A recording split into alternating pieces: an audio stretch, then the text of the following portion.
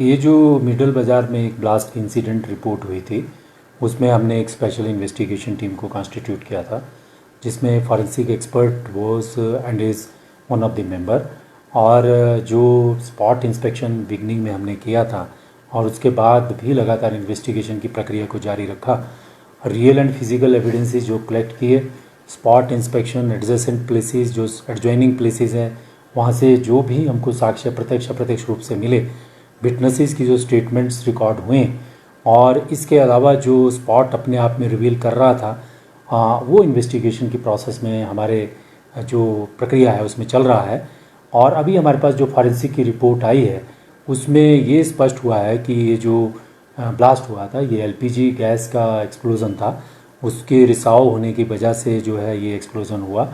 और हमारी इन्वेस्टिगेशन में भी ऐसे तथ्य और फैक्ट सामने आए हैं जिसमें ये पाया गया है कि वहाँ पर हिमाचल रसोई जो रेस्टोरेंट था उसमें एलपीजी गैस जो थी वो उस समय रिस रही थी, वो लीक हो रहे थे सिलेंडर्स, और उसमें किस प्रकार की जो अनियमितता या नेग्लिजेंस या क्या उसमें फर्दर रहा है उसकी इन्वेस्टिगेशन हम कर रहे हैं। और अभी हमारा ये स्पष्ट है हमारी इन्वेस्टिगेशन में कि it was LPG explosion. Sir, उस समय जब धमाका हुआ था पुलिस ने काफ़ी अहम रोल यहाँ पर निभाया था, तो सर आप शहरवासियों को क्या मैसेज देना चाहेंगे, क्योंकि इस तरह की काफ़ी सारे विचार जो है लोगों के मन में यहाँ पे चल रहे थे, काफ़ी सारे जो शंकाएं यहाँ पर अब तो रिपोर्ट आ चुकी, क्या कहना चाहेंगे सर हमारे?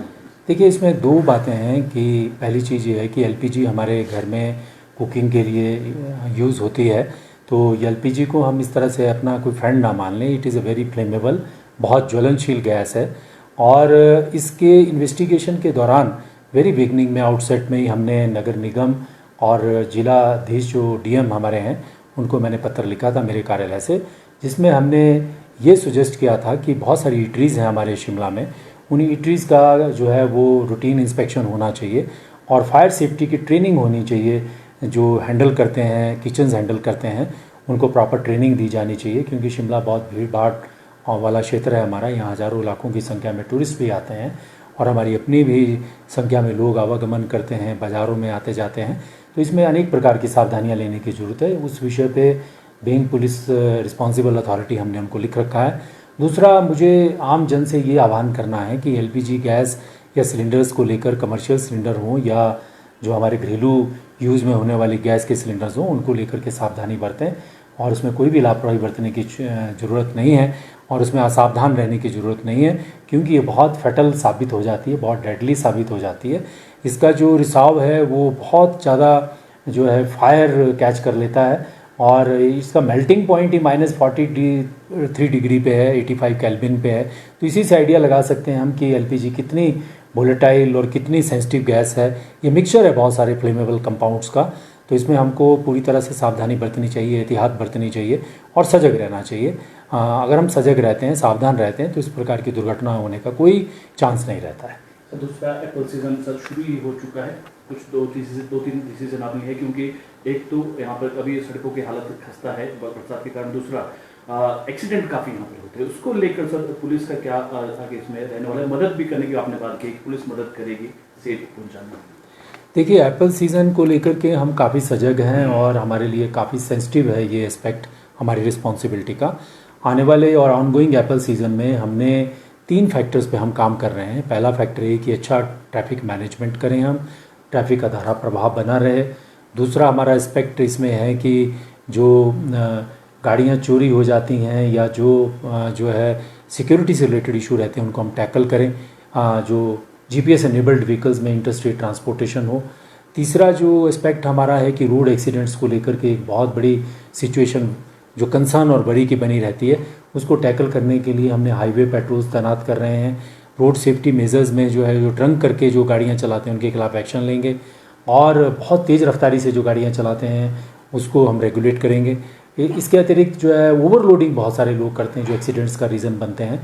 लास्ट ईयर का अगर मैं तुलनात्मक अध्ययन आपके साथ शेयर करूं तो पिछले साल 130 से ज़्यादा केसेस रिपोर्ट हुए थे और 70 के करीब लोगों की डेथ हुई थी एप्पल सीज़न के दौरान रोड एक्सीडेंट्स में, और 247 या 250 के नंबर के करीब लोग जो है वो इंजर्ड हुए थे। बहुत बड़ी संख्या है जो रोड सेफ्टी से जुड़ी हुई है। इस दिशा में भी हम इस बार फोकस करेंगे और कोशिश करेंगे कि एप्पल सीज़न जो है वो लाइफ प्रॉपर्टी के पॉइंट ऑफ व्यू से बिल्कुल सेफ़ रहे, रोड एक्सीडेंट्स ना हो, ट्रैफिक जैम्स ना लगें, और जो सिक्योरिटी है, थेफ्ट और जो नॉन पेमेंट्स को लेकर के, चीटिंग को लेकर के, फॉर्जरी को लेकर के, उसमें हम प्रिवेंटिव एक्शन लें।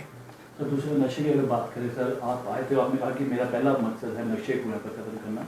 काफ़ी केसेस अभी भी यहाँ पर पुलिस पकड़ रही है, क्या स्थिति है तादाद अभी भी जो है चिट्टा कितनी मात्रा में भी प्रदेश में या शहर के, अगर अपने शहर की बात करें तो कितना है पहुँच रहा है? देखिए, नशा एक ऐसी चुनौती है, चैलेंज है आज के दिन में, जिसके खिलाफ पुलिस हो या बाकी और एजेंसीज हो, सोसाइटी हो, एजुकेशन इंस्टीट्यूशंस हो, प्रेस हो, सभी को हमको मिलजुल के इसके खिलाफ जो है कंसर्टेड एफर्ट करने चाहिए। ये बिल्कुल सही बात है कि when I joined as SP Shimla तो बड़ी कमिटमेंट के साथ मैंने ये अपनी संकल्प और जो डिटर्मिनेशन है वो आपके सामने रखा था कि हम नशे के खिलाफ जोरदार कार्रवाई करेंगे। उसी दिशा में हम कार्रवाई कर रहे हैं। हमारी पूरी डिस्ट्रिक्ट शिमला पुलिस जो एक टीम की तरह काम कर रही है ड्रग्स के अगेंस्ट, और ड्रग्स के जो चैलेंजेस हैं उनके अगेंस्ट। मैं आपके साथ शेयर करना चाहूँगा कि हमने जुलाई महीने में 50 लोगों से ज़्यादा लोगों को गिरफ़्तार किया और 32 केसेस हमने दर्ज किए। पूरे 6-7 महीने की अगर मैं डिटेल आपके साथ शेयर करूं तो 475 जो लोग हैं हमने इसमें अरेस्ट किए हैं, जिनके खिलाफ एक्शन लिया है, और 315 से ज़्यादा केसेस हमने दर्ज किए हैं। काफ़ी सब्सटेंशियल नंबर है एक डिस्ट्रिक्ट का। अगर हम number of persons whom we arrested in the drug peddling activities, वो पूरी स्टेट का 25% के करीब बनता है। वो अपने आप में it is a self speaking, self revealing कि हमारी कमिटमेंट कितनी हाई है ड्रग पैडलर्स के अगेंस्ट एक्शन लेने की। और इसके कुछ सार्थक परिणाम, मैं ये नहीं कह रहा हूँ कि बहुत ज़्यादा परिणाम आ रहे हैं, लेकिन कुछ सार्थक परिणाम अभी इंडिकेटर्स हमारे पास शिमला डिस्ट्रिक्ट में आने शुरू हो गए हैं। ड्रग्स की अवेलेबिलिटी कम हो गई है। जो इस ड्रग सब्सटेंसेस की एडिक्शन में पड़े थे वो ट्रीटमेंट पर जा रहे हैं, और बहुत सारी बड़ी संख्या में जो रिटेलर बने थे इंटरस्टेट ड्रग पैडलर्स में, जो अपनी प्रॉस्पेरिटी इस चीज़ में ढूंढ रहे थे, वो जेलों में हैं और पुलिस उनका पूरा पीछा कर रही है। जो ड्रग मनी से अपनी प्रॉस्पेरिटी अर्न करना चाहते हैं, अपनी प्रगति अर्न करना चाहते हैं at the cost of peace of society, families, mothers, sisters और बच्चों के फ्यूचर को कॉस्ट पे जो ये करना चाह रहे हैं, उनको हमने पहले भी सचेत किया है। और हम आज भी पूरे कृत संकल्प हैं, दृढ़ संकल्प हैं कि हम उनको जोरदार सबक सिखाएंगे, उनकी प्रॉपर्टीज़ को फ्रीज़ करेंगे, उनके बैंक अकाउंट्स को सीज करेंगे, जो उन्होंने ड्रग मनी से प्रॉपर्टी, गाड़ियाँ और इस प्रकार के साधन जुटाएं, उन सबको हम अटैच कराएंगे गवर्नमेंट के प्रॉपर्टी रिसोर्सेज के साथ। उनको अच्छा सबक सिखाएंगे, क्योंकि ऐसे व्यक्ति जो है किसी भी कॉस्ट पे सोसाइटी में टॉलरेट नहीं किए जा सकते। सर एक चीज़ इसमें जानना चाहेंगे, जो चिट्टे के खास तौर पर जो मामले आते हैं, इसमें जो बड़ी मछलियाँ हैं वो हमारे ही शहर की है, हमारे प्रदेश की, या बाहर के अन्य राज्यों की है जो आपने अभी उनको अरेस्ट किया? देखिए, इसमें हमको एनालाइज करना है कि ड्रग्स का जो ऑपरेशन होता है वो किस तरह से हो रहा है। बहुत ऑर्गेनाइज्ड एक्टिविटी है जो पूरे ऑर्गेनाइज तरीके से, बड़े संगठित तरीके से चल रही है। इसको टैकल करने के लिए हमने ग्राउंड लेवल पे सबसे पहले उन लोगों को आइडेंटिफाई किया जो इसमें रिटेल का काम कर रहे हैं, जो रिटेलर टाइप बन गए हैं, और थोड़ी थोड़ी मात्रा में 20 ग्राम 25 ग्राम चिट्टा जो है वो दिल्ली से, पंजाब से या कहीं से भी अपने सोर्सेज से खरीद कर लाते हैं। फिर इसमें जो है वो मेन सप्लायर्स हैं, या फिर इसमें जो है जो इसमें बड़े लेवल पे मेन बिजनेस में लगे हुए हैं। तो हमारी जो एक्शन है वो सबसे पहले हमने अपने डिस्ट्रिक्ट में ग्राउंड लेवल पे हमने एक्शन ले रहे हैं कि जो रिटेलर्स बने, हमने सब उनको आइडेंटिफाई किया, क्योंकि चिट्टा जो सप्लाई करना है या बेचना है वो ग्राउंड लेवल के असिस्टेंस के बगैर संभव नहीं है। क्योंकि ग्राउंड पे जब कोई आसपास कोई व्यक्ति रहेगा और लगातार अवेलेबिलिटी को बना के रखेगा तो वो फिर स्प्रेड होगा, उसकी प्रोलिफरेशन होगी। तो उसको हमने काउंटर किया अच्छे तरीके से। जो रिटेलर्स बने हुए थे उनको हमने अच्छे से पकड़ा है।